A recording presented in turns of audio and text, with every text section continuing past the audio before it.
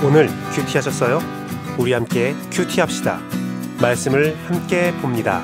큐티한 남자. 시편 115편 9절에서 18절 말씀입니다. 이스라엘아, 주님을 의지하여라. 주님은 도움이 되어 주시고 방패가 되어 주신다. 아론의 집이여, 주님을 의지하여라. 주님은 도움이 되어 주시고 방패가 되어 주신다. 주님을 경외하는 사람들아, 주님을 의지하여라. 주님은 도움이 되어 주시고 방패가 되어 주신다. 주님께서 우리를 기억하여 주셔서 복을 주시고 이스라엘 집에도 복을 주시며 아론의 집에도 복을 주신다. 주님을 경외하는 사람에게 복을 주시니 낮은 사람, 높은 사람, 주님께서는 너희를 번창하게 하여 주시고 너희의 자손을 번창하게 하여 주시기를 바란다. 너희는 하늘과 땅을 지으신 주님에게서 복을 받을 사람이다. 하늘은 주님의 하늘이라도 땅은 사람에게 주셨다. 죽은 사람은 주님을 찬양하지 못한다. 침묵의 세계로 내려간 사람은 어느 누구도 주님을 찬양하지 못한다. 그러나 우리는 이제부터 영원까지 주님을 찬양할 것이다. 아멘. 아멘. 오늘 말씀이 여러분의 삶이 되길 소망합니다. 이러한 복이 있기를 원하고 이러한 축복 가운데 행복한 여러분 되기를 간절히 바라고 또 바랍니다. 성경에서는 어제 우리가 봤듯이 우상을 가리켜서 죽은 것이라고 표현을 하죠. 우상은 살아있지 못하고 죽은 것이지요. 우상을 만들 때 사람들은 나무와 흙, 돌, 여러가지 광물들, 금, 은으로 우상을 만듭니다. 우상을 만드는 것은 하나님께서 창조하신 만물을 죽이는 거예요. 죽이는 겁니다. 하나님의 창조 질서에 따라서 나무와 흙과 돌과 여러가지 광물들이 적절히 사용되고 있는데 그것들이 사용되어서 하나님이 지으신 사람을 이롭게 하여 주는데 우상이 만들어지는 순간부터는 그 모든 자연 만물들이 죽은 거지요. 나무를 살아있는 나무에서 딱 끊어갖고 어떤 형상을 만들면 그것은 더 이상 생명력이 없는 겁니다. 자연 만물들은 하나님을 이롭게, 하나님이 창조하신 사람을 이롭게 사용될 때에 의미가 있는 거고 그 안에 생명력이 있는 건데 사람들은 그 하나님이 만드신 자연 만물을 가지고 사람에게 이롭지 못한 우상을 만들어서 자연 만물도 죽이고 사람도 죽이는 일들을 합니다. 참 이상하지요. 어제 우리는 우상을 섬기는 자들은 우상과 같이 된다고 말씀을 들었습니다. 우상은 죽은 것처럼 우상을 섬기는 자들도 죽은 것입니다. 우상은 듣지도 보지도 말하지도 못하는 것처럼 우상을 섬기는 자도 듣지도 보지도 말하지도 못합니다. 시체는 말이 없는 거거든요. 죄와 사망의 법에 사로잡힌 자는 스스로 그 상황을 극복할 수 없습니다. 그래서 사도 바울은 에베소서 말씀을 통해서 우리에게 주 예수 그리스도의 능력이 절실하게 필요하다는 말씀을 하면서 구원은 전적인 하나님의 은혜라고 선언하셨습니다. 에베소서 2장 5절 말씀인데요. 허물로 죽은 우리를 그리스도와 함께 살리셨고 너희는 은혜로 구원을 받은 것이다 라고 말씀하시는 거죠. 그래서 우상을 섬기는 자는 오늘 말씀에 기록된 복을 받을 수가 없습니다.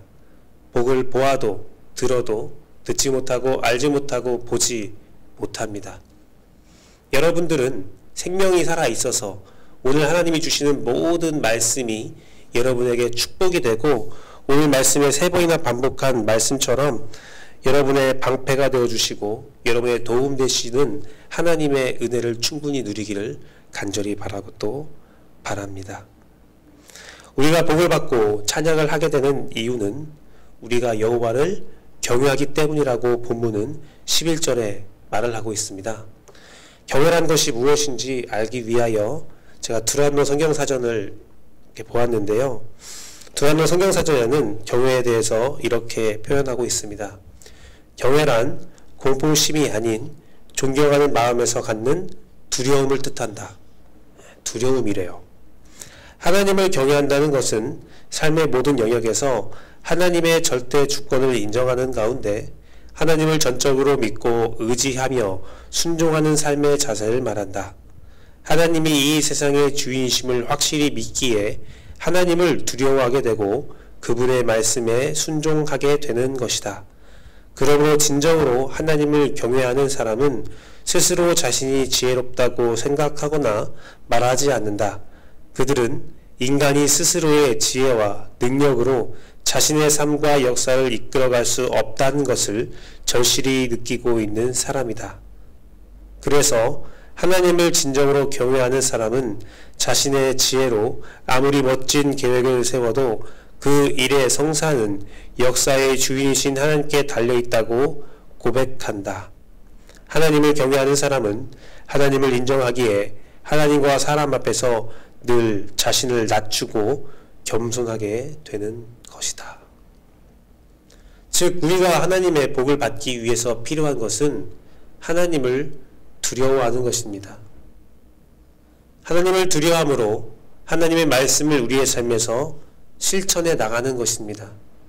하나님을 두려워함으로 늘 자신을 낮추고 하나님 앞에서 또 사람 앞에서 겸손하게 말하고 겸손하게 행동하는 것입니다. 즉, 경외는 그냥 하나님을 느낍니다. 하나님을 사랑합니다. 하나님을 존경합니다. 하나님을 두려워합니다. 말로 하는 것이 아니라 진정한 삶의 거듭남으로 하는 것이 경외하는 겁니다. 하나님의 말씀으로 살아가는 것이 하나님을 경외하는 것이지요. 사랑하는 성도 여러분, 우리 하나님의 큰 복을 받기 위해서, 하나님의 보호하심을 받기 위해서, 하나님의 도움을 받기 위해서 함께 하나님을 경외하기를 원합니다. 그를 두려워하고 그를 사랑하고 그의 인도함을 받으며 거듭난 삶을 살기 원합니다.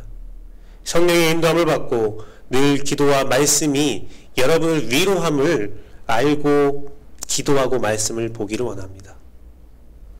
구원파의 교리는 하나님을 사랑하지만 하나님을 경외하지는 않습니다.